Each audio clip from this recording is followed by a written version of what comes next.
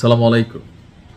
কারো মৃত্যুতে উল্লাস প্রকাশ করা মানুষ হিসাবে এটা আমার কর্তব্য না, কিন্তু মাঝে মাঝে কিছু মানুষের মৃত্যু সামহাও আমাকে একটু ভেতরে ভেতরে ঈদের খুশি দেয়।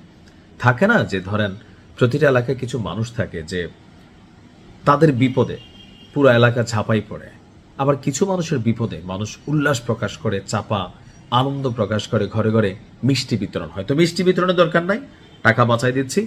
এই খুশির খবর ছড়িয়ে দিন দেশ থেকে দেশান্তরে, প্রজন্ম থেকে প্রজন্মান্তরে। ভিডিওটির সর্বোচ্চ শেয়ারের আহ্বান জানাচ্ছি। কোথায় ঢুকছিল?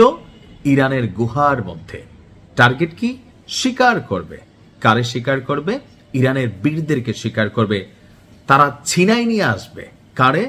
মার্কিন F-15 যুদ্ধ বিমানের যে পাইলট আছে। কিন্তু রেজাল্ট হচ্ছে উল্টা ইরানের জনগণ একজন দুইজন না, 5 জন 10 জন না, 13 জন মার্কিন সেনাকে কুত করে দিয়েছে।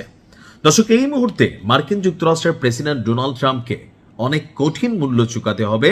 কারণ মার্কিন প্রেসিডেন্ট ডোনাল্ড ট্রাম্প জনগণের সামনে যেটা প্রকাশ করতে চাইছে যে দেখো, আমার দেশের একটা পাইলটে না, তারে আমি বের করার জন্য ভাই বাহিনী পাঠাই দিচ্ছি। কিন্তু বাহিনী যাদেরকে পাঠাচ্ছে তাদেরকে বাঁচাবে কে? একটা সম্ভবত, আমি জানি না এটা কি হাদিস না, মেবি, আই ডোন্ট নো, যে তুমি যারে শেষ করে দিলা, তুমি যারে ধোকা দিলা, কষ্ট দিলা, তারে সান্ত্বনা দেওয়ার জন্য, তার জানাজা দেওয়ার জন্য হয়তো কোনো না কোনো মানুষ জুটে যাবে। অর্থাৎ আপনি একটা মানুষকে অন্যায়ভাবে শেষ করে দিচ্ছেন, তারপর আপনি চলে আসছেন, এই মানুষটা হয়তো জানাজা পাবে। একটা মানুষকে আপনি ধোকা দিচ্ছেন, সামহাও তারে সান্ত্বনা দেওয়ার জন্য তার লাইফে কেউ চলে আসবে। কিন্তু আপনি যখন ধোকা খাবেন, আপনি যখন মারা যাবেন, ঠিক একই লাইনে আপনি হয়তো জানাজাটাও পাবেন না। একজন মানুষের জন্য, একজন মুসলিমের জন্য জানাজা খুবই কমন, ম্যান্ডেটরি একটা অধিকার। সো ওইটাও আপনি পাবেন না। এখন আমি এই কথাটা কেন বললাম? পাইলটরে বাঁচানোর জন্য টিম বি ঢুকলো, তো টিম বি রে বাঁচানোর জন্য কারা? আসলে আমার কাছে এটা থেকে একটা জিনিস মনে হয় যে ইরানে বড় ধরনের একটা অভিযান চালানোর জন্য আমেরিকা একটা সুতা খুঁজতেছে।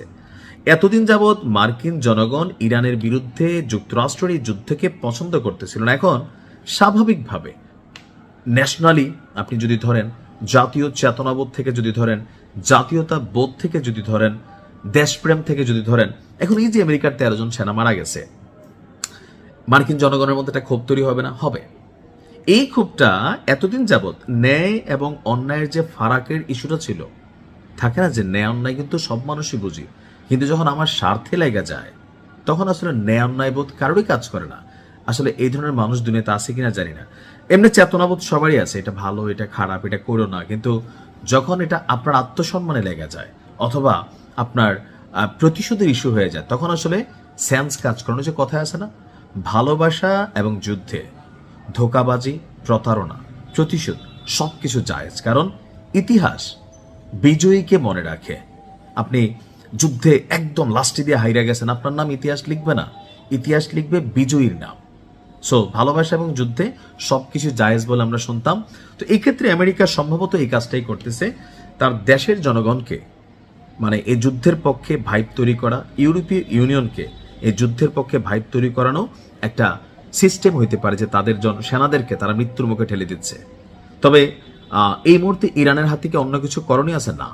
এই 13 জনের মধ্যে অধিকাংশ সেনাদের পাবলিক মাইরা ফেলছে। পাবলিক শাবল টাবল, খুন্তি মন্তি, পাথর নিয়ে ঘুরতেছে যে আইসোস আমাদের দেশে, আর আসবি আর আসবি, এরকম কয়া কয়া কিন্তু কুল্লো হবিস বইলা বইলা কিন্তু খিস্তেছে।